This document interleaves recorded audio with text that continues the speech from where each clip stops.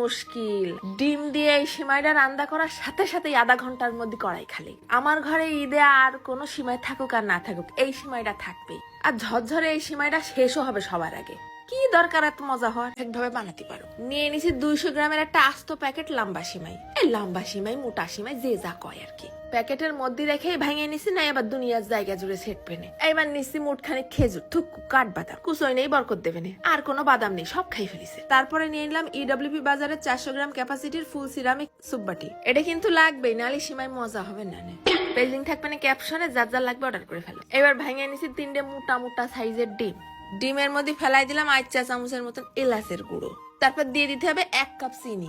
মিষ্টিটা তোমরা যেরাম খাও, মন চাইলে ঝালও মারি দিতে পারো। এবার দিয়ে দিলাম 3 টেবিল চামচের মতন গুঁড়ো দুধ। তারপরে আগে ডিম, দুধ, চিনি সব একসাথে আগে সুন্দর করে মিশাই নেব। চিনিটা যেন পুরোপুরি গলে যায়, নাই পরে যায় কিন্তু সমস্যা হয়ে যাবে না। এবার ঢেলে দিলাম মেজারমেন্ট কাপের 1 কাপের 4 ভাগের 3 ভাগ পানি। পানিটাও ডিমের সাথে গুলাই নেব। যত সুন্দর করে মিশাবা সিমাইটা ততটাই মসৃণ হবে। ডিমের কোনো চিহ্ন দেখাও যাবে না, শোনাও যাবে না। এইবার করার পর ঢেলে দিলাম বেশ অনেকটা ঘি। এবার ফেলাই দিলাম 2টো তেজপাতা কুচি করে, আর একটা একটুখানি দারচিনি। দিয়ে দেবো ওই বাদাম কুচি। তারপরে দিয়ে দিছি বেশ মুঠখানি কিশমিশ। ভালো করে ভাজা ভাজা হয়ে গেলে সব একসাথে নামাই নেবো। নামানোর পর দারচিনি আর তেজপাতা গুলো কিন্তু খুঁটে খুঁটে ফেলাই দিতে হবে না, ও আর কি কাজে লাগবে।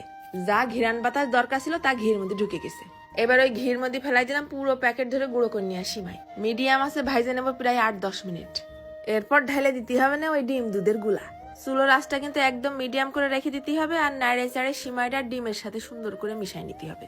দেখছো পানির পরিমাণ একদম গায়ে গায়ে, ঝরঝরা না হয়ে যাবে কোনে। 3-4 মিনিটের জন্য ঢেকে দিলাম। তারপর আবার ঢাকনাটা তুলে আলতো করে একটুখানি সিমাইটা ছড়াই দিচ্ছি। একটু সাজানোর জন্য উপর দিয়ে ছিটিয়ে দিলাম সামান্য একটুখানি নারকেল কোড়া, আর ওই বাদাম কিশমিশ, আর 1-2 চেরি ফল কুচোই। গরম গরমই এই ডিমের সিমাইটা খাতি বেশি মজা।